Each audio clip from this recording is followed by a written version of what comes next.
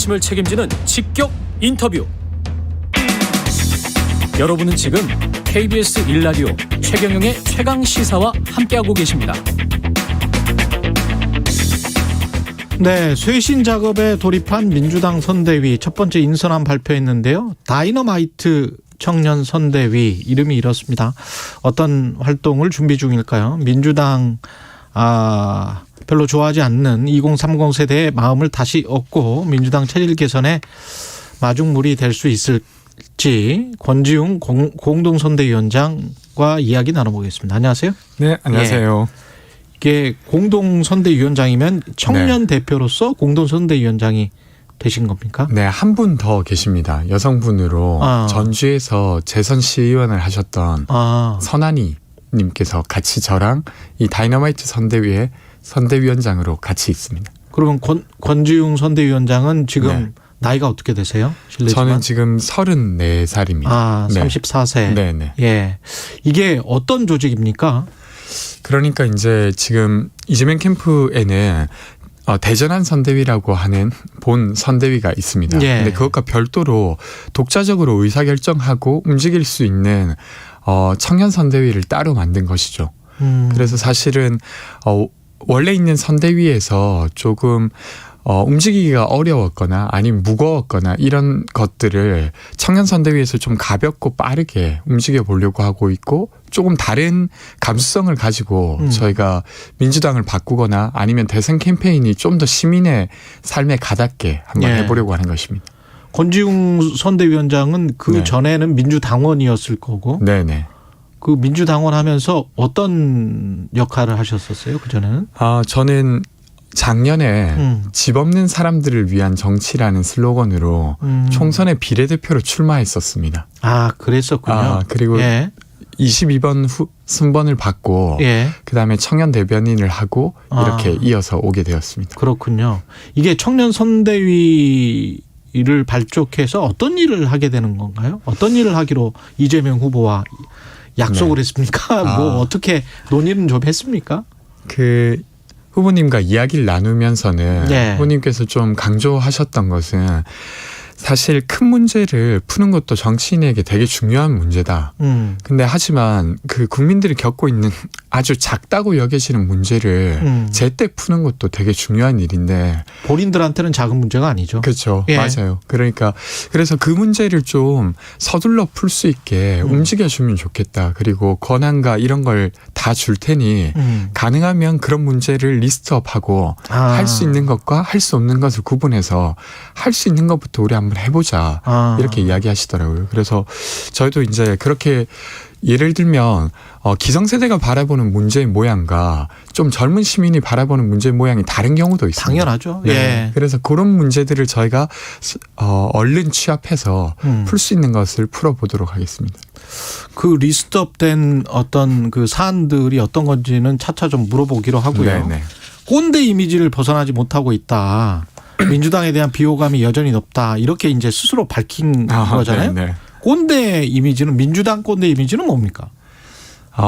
그러니까 이게 꼰대라고 하는 게 좀 주관적이긴 한데요.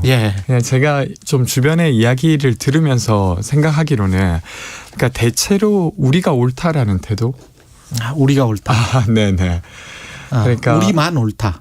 틀릴 수도 있는데 대체로 우리가 옳다라고 하는 어떤 이미지. 물론 이제 모든 영역에 그랬던 건 아니라고 저는 생각하지만 그래도 시민들이 느끼기에 그런 이미지가 여전히 있었던 것이고, 그리고 이제 문제를 일방적으로 규정하고 뭐 이런 것들이 꼰대스럽다고 여겨졌던 것 같아요. 그렇군요. 막 계속 항변하게 되는 그런 모습들이. 그래서 청년 선대위 안에 민주당 꼰대지 그만해 위원회. 이게 위원회 이름입니까? 좀 남혐 여혐 둘 다 싫어 위원회. 그러면 이 위원회에 사람들이 있고 그 사람들이 어떤 활동을 하는 겁니까? 관련해서? 이제 어제 발표를 했고 이제 함께할 분들을 공개 모집할 예정입니다.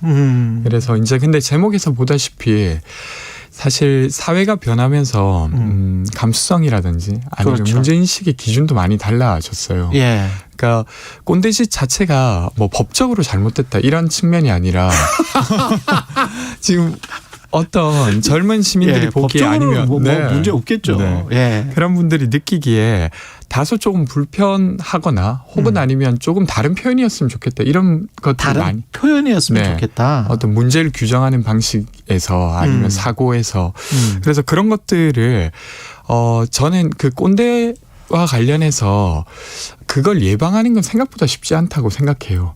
근데 이제 그 꼰대스러운 어떤 행위를 했을 때 제때 그것을 고친다고 하면 충분히 소통 가능하다고 생각합니다. 저 역시도 그렇죠.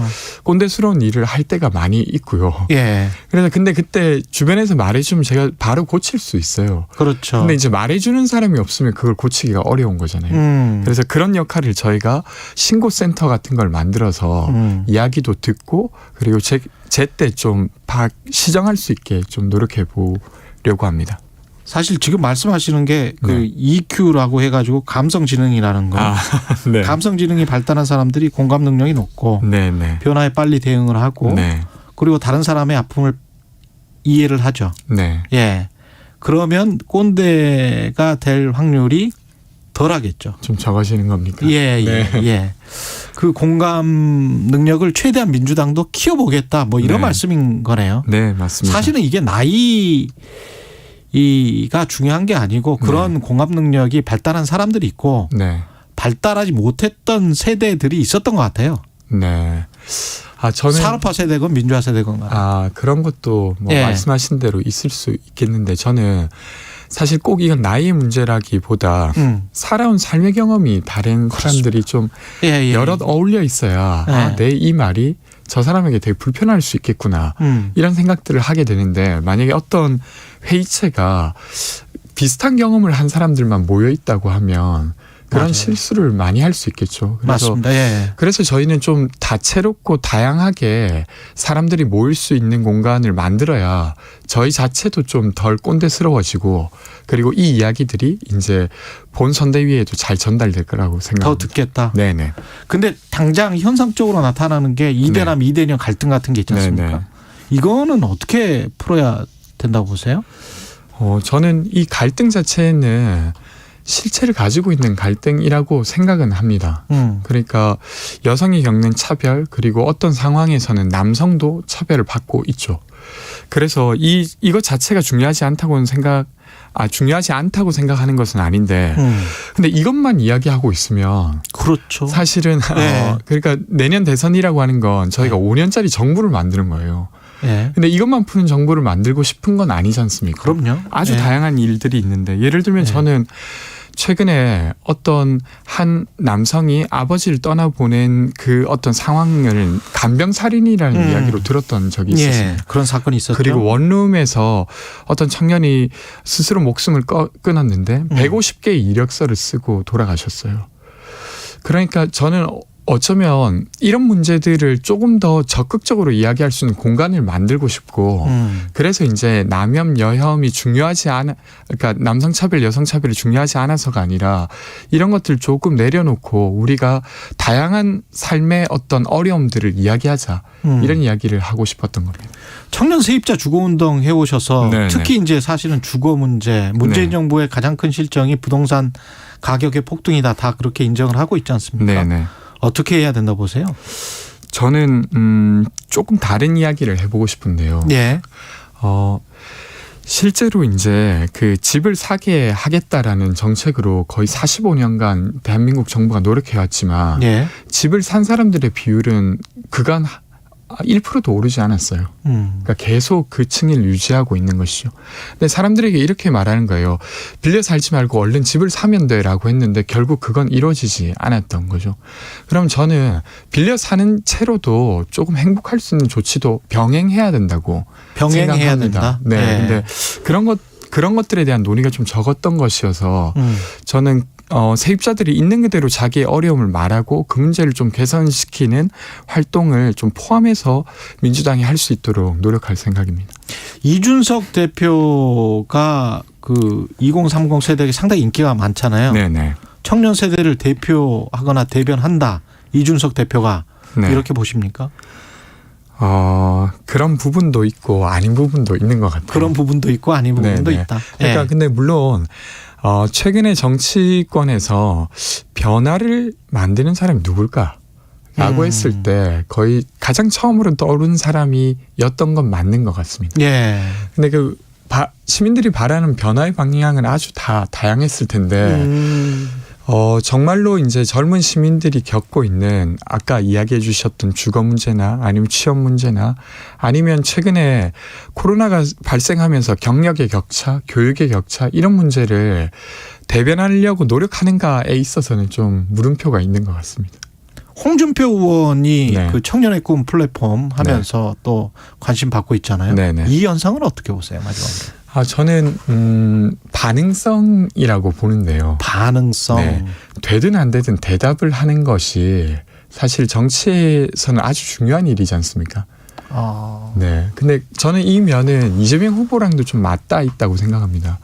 저는 이재명 후보를 주변 분들이 이야기하실 때 그래도 이재명 후보는 희망 고문 안 하지 않아? 이런 이야기. 그러니까 그건 되는 건 된다고 말하고 예. 안 되는 건 지금은 어렵다고 말하는 이런 모습이 저는 홍준표 후보의 예를 들면 어떤 좀 곤란한 질문에는 대답 불가라든지 이건 하겠다 못하겠다 이렇게 대답했던 이런 식의 반응성과 조금 맞닿아 있다고 생각하는데 이것이 지금 청년들에게 조금 어떤 호응을 만들어내고 있는 거 아닌가 싶습니다.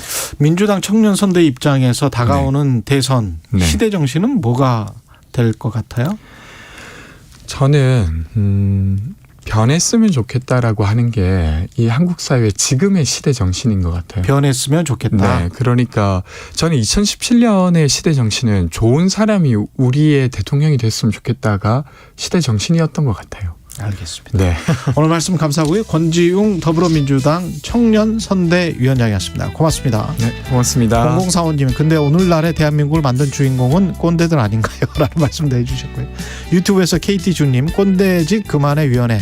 이름도 요즘 청년들 답네요. 이런 말씀하셨습니다. KBS 1라디오 최경영의 최강시사 1부는 여기까지고요. 잠시 후 2부에서는 국민의힘 이준석 대표 만납니다.